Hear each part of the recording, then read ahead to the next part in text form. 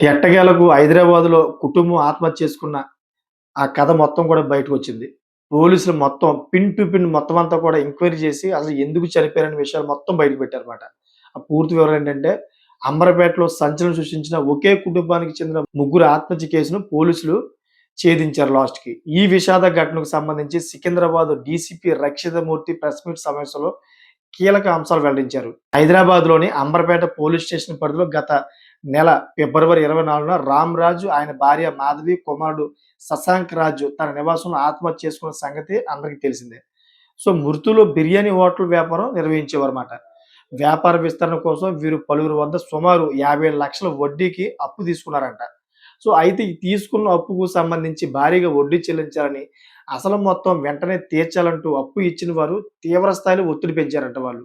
So, ఈ వేధింపులు భరించలేక మనస్తాపానికి గురైన కుటుంబ సభ్యులు సామూహికంగా ప్రాణాలు తీసుకోవాలని నిర్ణయించుకున్నట్టు పోలీసుల విచారణలో తేలింది. సో, ఈ కేసును సీరియస్‌గా తీసుకున్న పోలీసులు నిందితుల కోసం గాలింపు చేపట్టారు. సో, నిందితుల కోసం గాలింపు చేపట్టిన తర్వాత బాధితులను మానసికంగా వేధించి ఆత్మహత్యకు ప్రేరేపించినట్లు నిర్ధారించారు పోలీసులు. తాజాగా నలుగురు నిందితులను అరెస్ట్ చేశారు కూడా. నిందితులను మహమ్మద్ బాసిత్ జవాన్, అదేవిధంగా రాజశేఖర్ రెడ్డి, నవాజ్, మాజీజ్, హైదర్‌గా గుర్తించి రిమాండ్‌కి తరలించారు వారు. వీరి వేధింపుల వల్లే ఒక నిండు కుటుంబం బలి కావాల్సి వచ్చిందని డీసీపీ స్పష్టం చేశారు. నిందితుల అరెస్టు సందర్భంగా వారి వద్ద నుండి పోలీసులు భారీ ఆధారాలను సేకరించారు.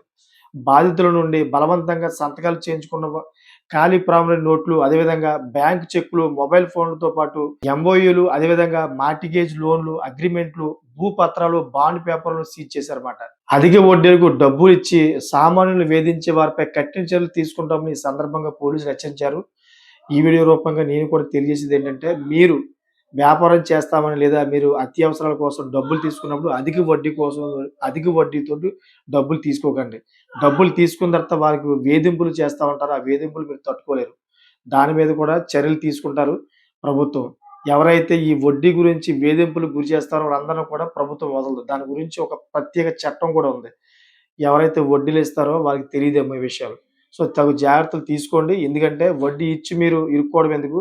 తీసుకొని వాళ్ళు చనిపోవడం ఎందుకు? అందుకనే తగు జాగ్రత్తలు తీసుకోవాలి 2 వైపుల నుంచని ఈ వీడియో రూపంగా అయితే నేను చెప్తున్నా. మీకేమనిపిస్తుందో కామెంట్ చేయండి. ఇటువంటి లేటెస్ట్ ఇన్ఫర్మేషన్ కోసం నోటిఫికేషన్ ఆన్ చేసుకోండి. అదేవిధంగా నచ్చితే గనుక లైక్ చేసి సబ్స్క్రైబ్ చేసుకోవడానికి కోరుకుంటున్నాను. Thanks for watching friends.